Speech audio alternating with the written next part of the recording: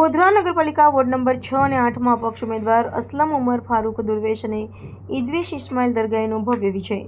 ગોધરા નગરપાલિકા ward number 6 અને 8 પર ગોધરા શહેરના રાજકીય આગેવાનોની નજર હતી કે ગોધરા નગરપાલિકાના વોર્ડ નંબર 6 અને 8માં શું આવશે પરિણામ। ત્યારે આજ રોજ તમામ લોકોની નજર હતી કે મતગણતરીમાં વોર્ડ નંબર 6 અને 8નું શું આવશે પરિણામ। ત્યારે પરિણામ જાહેર થઈ ચૂક્યું છે। ત્યારે વોર્ડ નંબર 6 અને 8માં અપક્ષ ઉમેદવારોનો ભવ્ય વિજય થતા કાર્યકરો અને સમર્થકોમાં આનંદની લાગણી જોવા મળી। જેમાં વોર્ડ નંબર 6ના અપક્ષ ઉમેદવાર ઇદ્રીસ ઇસ્માઇલ દરગાહીએ 3704 વોટ મેળવ્યા, જેમાં 2008 મેળવી વિજય બન્યા અને વોર્ડ નંબર 8ના અપક્ષ ઉમેદવાર અસલમ ઉમર ફારૂક દુર્વેશે 3109 વોટ મેળવી 260 વોટથી વિજય મેળવ્યો।